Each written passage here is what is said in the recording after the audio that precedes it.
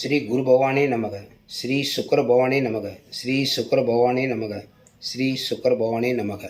அனைவருக்கும் வணக்கம். இன்று பாகம் 57. இன்று கடக லக்னத்துக்கு திருமணம் எப்பொழுது நடக்கும் அப்படிங்கிறத சப்ஜெக்ட் பார்க்கலாம். நம்ம சப்ஜெக்ட் என்னன்னு கேட்டிங்கன்னா, கிரகம் இல்லை என்றால் அப்படிங்கிற சப்ஜெக்டு. ஓகேங்களா? கிரகம் இருந்தால் ஆட்டோமேட்டிக்காக திருமணம் நடக்கும். கிரகம் ஏதோ ஒரு இடத்துல இல்லைன்னாலும் இவருடைய எந்த கிரகத்துக்கு அந்த கிரகத்தினுடைய நட்சத்திரங்களில் ஒரு கிரகம் இருந்தால் திருமணம் நடக்குங்கிறது தான் ஒரு சுற்றி வளர்ச்சி வரக்கூடிய விஷயங்கள். ஓகேங்களா? இந்த கடக லக்னத்துக்கு நம்ம எப்பயும் சொல்லக்கூடிய விதி என்னன்னு கேட்டிங்கன்னா, 1, 2, 7 திருமணம் நடக்கும் அப்படின்னு சொல்கிறோம். கடக லக்னத்துக்கு அதிபதியான சந்திரன், சிம்ம லக்னத்துக்கு அதிபதியான சூரியன், 7ஆம் வீட்டு அதிபதியான சனி, இந்த 3 கிரகங்களின் நட்சத்திரங்களில் அந்த என்னென்ன நட்சத்திரன்றது இங்கே எழுதியிருக்கேன். பரிசோகனை பார்த்துடலாம். சந்திரனுடைய நட்சத்திரமான ரோகிணி, அஸ்தம், திருவோணம். திருவோணம் வந்து கிரகம் இல்லை என்றால் அப்படின்ற சப்ஜெக்ட்னால நம்ம இங்கே திருவோணம் எழுதலை. சூரியனின் நட்சத்திரமான கார்த்திகை 1ஆம் பாதம், கார்த்திகை 2, 3, 4 பாதம், உத்திரம் 1ஆம் பாதம் எழுதலை.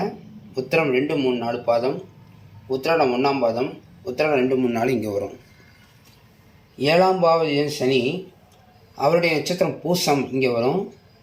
அனுசம், உத்திரட்டாதி.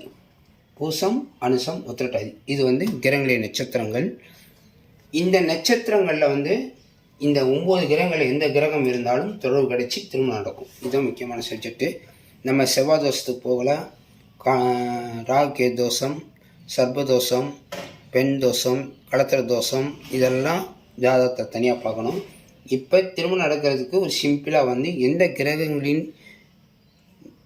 எங்கே நின்று இந்த தொடர்பை கிடைத்தால் திருமணம் நடக்கின்ற சப்ஜெக்ட் இது. ஓகேங்களா? மீண்டும் ஒரு முறை சொல்லிட்டு வந்துடுறேன்.